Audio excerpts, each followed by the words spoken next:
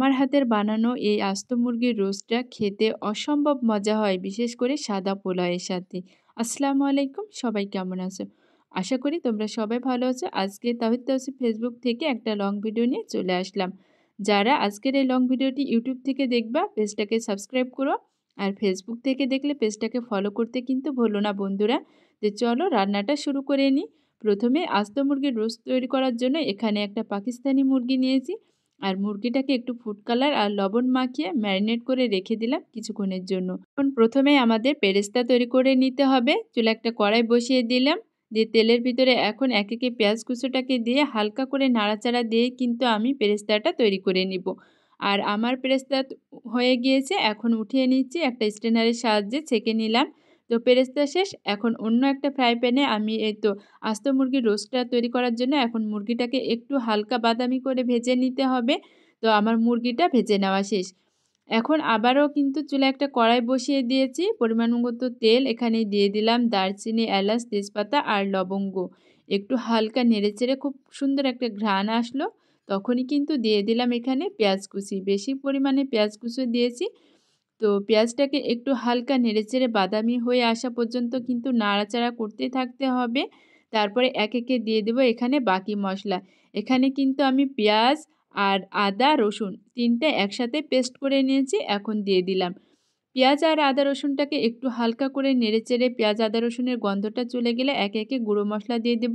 এখানে দিয়ে দিলাম মরিচের গুঁড়ো, তারপরে দিয়ে দিলাম স্বাদমতো লবণ। আবারও কিন্তু মশলাটাকে কষিয়ে নিতে হবে। অল্প অল্প করে মশলাটা দিব আর একটু হালকা করে নেড়েচেড়ে খুব সুন্দর করে কষিয়ে নেব। মশলা কষানো শেষ, এখন দিয়ে দিলাম রোস্টের মশলা। রোস্টের মশলাটাকেও কিন্তু খুব ভালো করে আমি কষিয়ে নিব। রোস্টের মশলা কষানোর পরে একটু দিয়ে দিলাম কাশ্মীরি লঙ্কার গুঁড়ো। কাশ্মীরি লঙ্কার গুঁড়োটা দেওয়ার পরেও কিন্তু আমি কষিয়ে নিয়েছি। আর এই রোস্টটা রান্না করার জন্য আমি টক দইটা বানিয়ে রেখেছিলাম, সেটাও দিয়ে দিলাম। ফ্যাটানো টক দইটাকে দিয়ে মশলাটাকে কিন্তু খুব ভালো করে কষিয়ে নিতে হবে। রোস্ট রান্না করার সময় অবশ্যই কিন্তু রোস্টের মশলাটাকে খুব ভালো করে নাড়াচাড়া দিয়ে অনেকক্ষণ সময় নিয়ে কষিয়ে নিতে হবে। আমার তো এই তো রোস্টের মশলা কষানো শেষ, তেলটাও ছেড়ে দিয়েছে। এখন এই তো আস্ত মুরগিটাকে দিয়ে দিলাম। আস্ত মুরগি রান্না করার সময় অবশ্যই একটা জিনিস লক্ষ্য রাখবেন আপনারা, মানে পাতিলটা অবশ্যই বড় হতে হবে। আমি প্রথমে বুঝতে পারিনি, তো ছোট পাতিলেই দিয়ে দিয়েছিলাম, পরে আবার পাতিলটা ট্রান্সফার করেছি, অন্য পাতিলে দিয়ে দিলাম। তো এই পাতিলটাও কিন্তু আমার ধরছিল না, এটাই আমার সর্বোচ্চ বড় পাতিল ছিল। তো পাতিলের ভিতরে খুব ভালো করে নাড়াচাড়া দিয়ে কিন্তু আমি রোস্টটাকে মানে উল্টে পাল্টে মশলার ভিতরে একটু কষিয়ে নিয়েছি। তারপরে দিয়ে দিলাম, কষানো শেষ করে আমি এখানে দুধ দিয়েছি।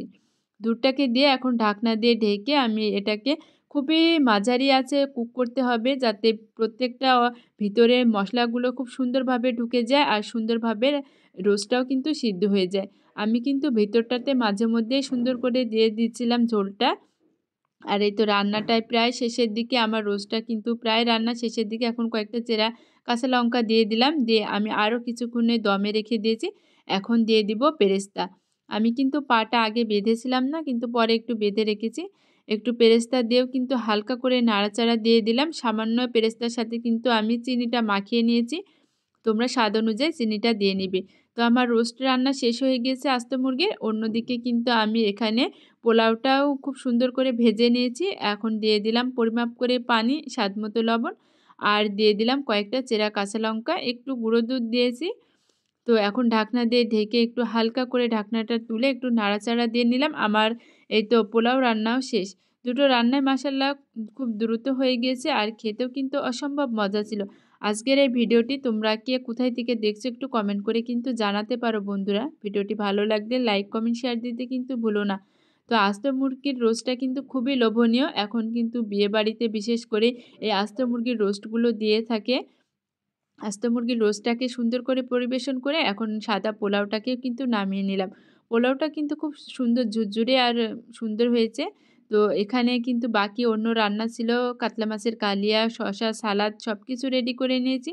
এখন সবাই মিলে দুপুরে একসাথে মজা করে খাবো। আজকের ভিডিওটি এখানেই শেষ করছি। আল্লাহ হাফিজ বন্ধুরা।